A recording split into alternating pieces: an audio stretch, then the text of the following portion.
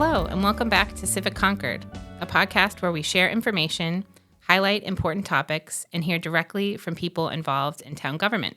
This is a Minuteman Media Network production. Today, I have Andrew Boardman with me. Hello, Andrew. Hello.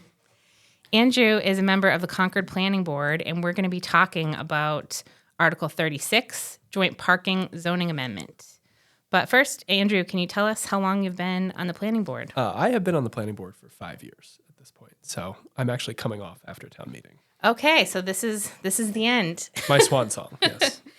Great. Well, thank you for your service. And if folks listening attended the hearing, then the planning board public hearing, then you already heard a little bit about this article. But what we're hoping to do today as part of this town meeting series is to just kind of ask some questions and run through the topic so folks can be prepared for town meeting. So this article is about parking, which, you know, my experience has been one of the most debated issues in town planning. How would you describe Article 6, and what are you trying to address? Well, joint parking is where two businesses that operate in different hours can share the parking lot. This applies to private developments. So this isn't the Kais Road lot. This is Millbrook Terry's lot, where the individual uses within those buildings don't all operate at the same capacity in the same hours. So there's no need for each individual building to build out the maximum amount of parking. And this already exists in town, and we've seen it used in limited ways, in part because the existing rules are so tightly controlled. I mean, what effectively is required now is there are certain listed uses that are allowed to share parking with other specific listed uses. And their primary goal is to make sure that those specific uses never operate at the same time. So a bank can share with a restaurant because the idea is that a restaurant is open after bank hours. Okay. Like a lodge or a religious thing, which is going to be open primarily on weekends or Sundays, is sharing with, something that is more active. So that way you never have to think about whether they're overlapping at any period of their operation. So we typically, we regulate how much parking each type of business or type of use is required. And so through this, we're adjusting that to kind of look at the logical sense of how these businesses are operating, so we don't have pavement next to pavement next to pavement. Right, and you're not actually adjusting how much parking is required for each use. You're saying that amount of parking has to be available when that business really needs it. Okay. And how is joint parking different from something people may have heard of before, like parking relief or reduced parking requirements? Well, parking relief is it's a zoning board of appeals issue. Basically, you have to submit an application saying we sort of cannot create these spots for some overriding reason, or they're just not available. So if you're looking at a use that's in downtown Concord, a restaurant is not going to be able to build 40 seats or whatever number, magic number is required by the rule. So they have to go before the zoning board of appeals and basically say, here's why this won't work for us, and here are the accommodations we're making. That's something that's like a completely different process. Request, and this is a more proactive. Right, and that kind of request can be made for other things, I believe, but it's not a simple process. It's an appeals process, and you really have to. It's a high barrier to show that you can't do it for what you're trying to accomplish. And so this article was before the board last year? Yes, yeah, it came before the town meeting last year. Town meeting last year. And so why? So it's being brought again. Why did the planning board decide to kind of talk about it again this year? Well, the reason it came up last year was our experience with the development over by where the Chipotle is now. That was the first time that the existing board had really seen joint parking brought up as a a development tool, and it struck everybody on the board as very arbitrary because they literally just had the uses listed and said, okay, we have a restaurant and a bank, therefore we'd like to cut this number of spots. We didn't have any supporting information about why that was good or bad, but the standard that was in the bylaw as it stands basically said they can count 50%. And as long as it's not, as long as there's not some overriding public reason, you just check that box and move on. And so we felt we didn't really have the tools to even look at a justification for that in the existing bylaw. So we sought to reform it. Okay, that makes sense. And the town to do this work, the town hired a transportation and parking engineer to review our parking rules. What did they find out? Yeah, so part of Envision Concord, as well as our select board charge of goals, was to take a broad look at parking because, as we mentioned earlier, parking is one of those things that always drives a lot of public engagement, good and bad. Everybody has an opinion and everybody has a feeling about how parking should work. And nobody individually really has the expertise to say this is right and this is wrong. It's just every town is a little bit different.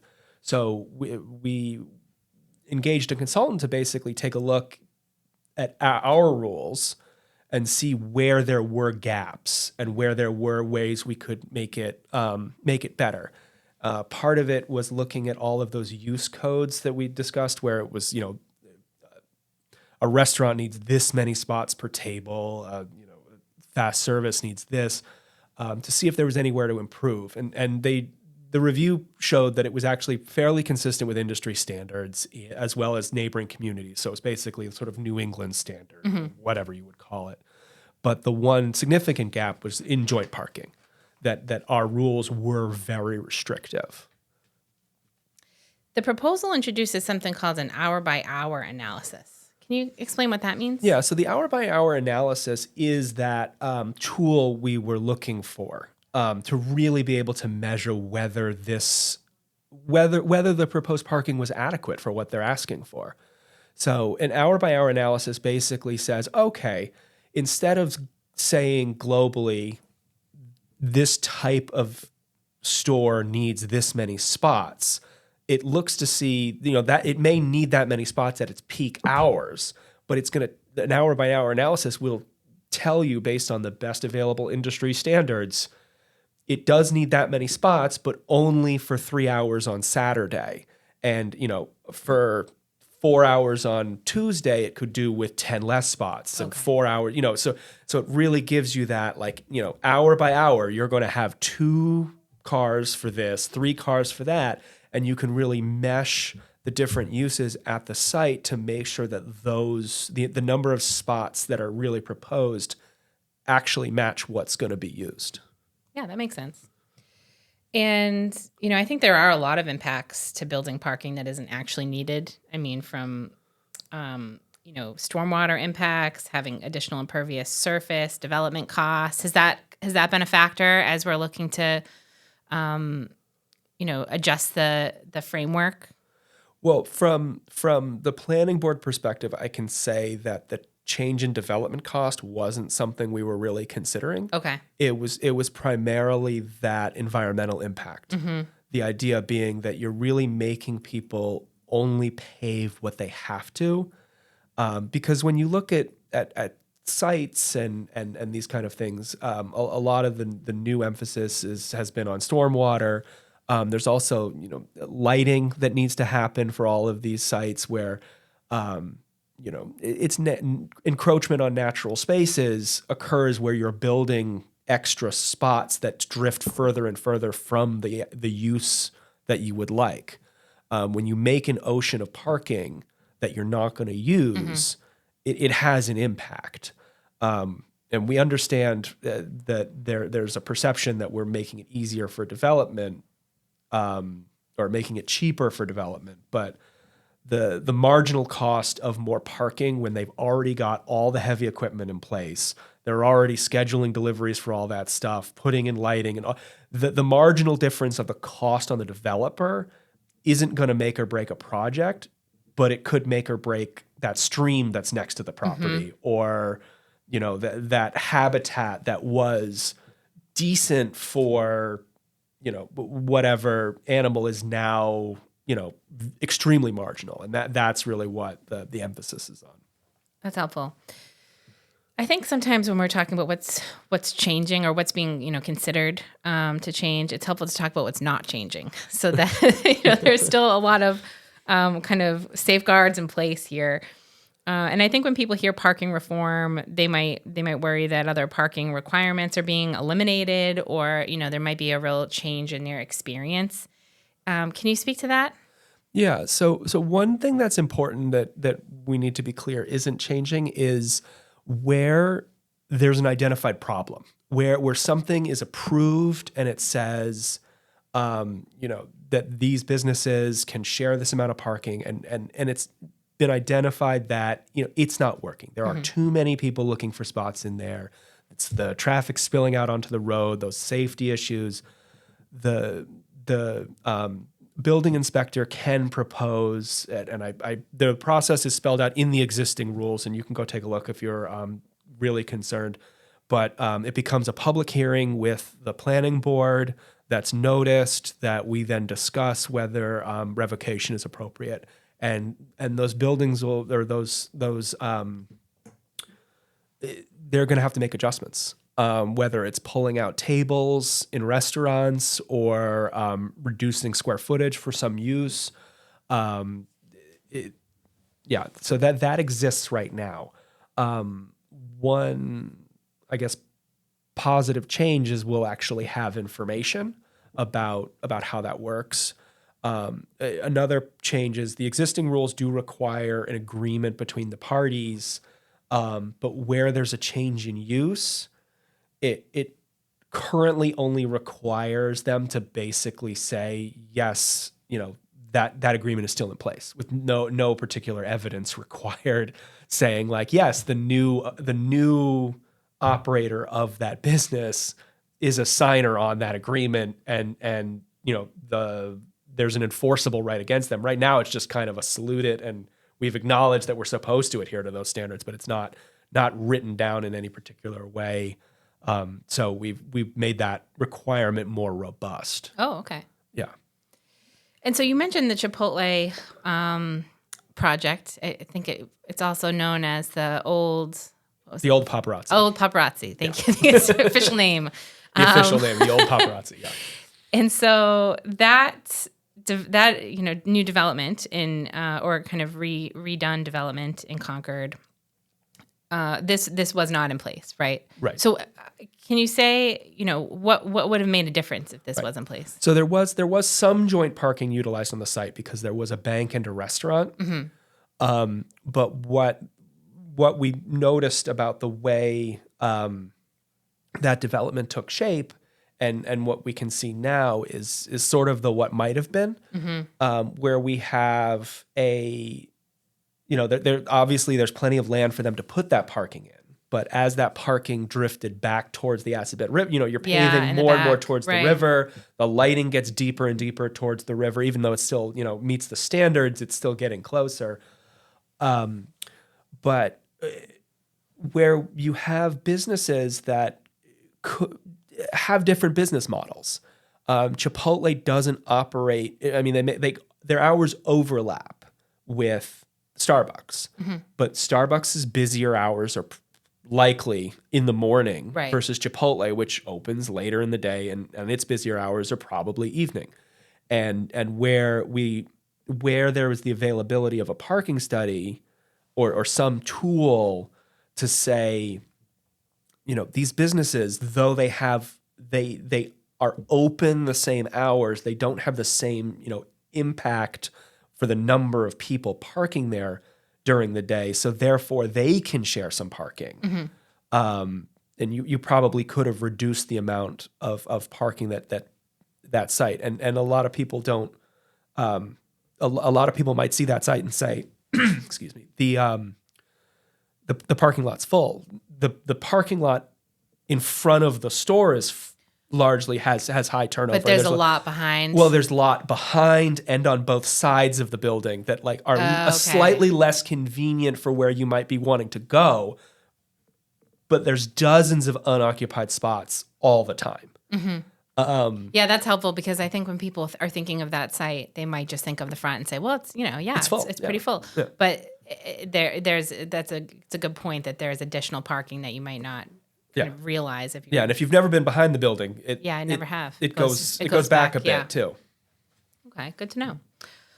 Well, we're trying to use this series here as a way to inform voters at town meeting, and so I think a couple questions to wrap up with here is if Article 36 passes, what might residents notice or not notice over time? Like, what do you think the impacts will be that they'll see? I think largely you will not notice anything because what the goal is that you're actually not building parking you don't need. So you won't notice visually that much impact.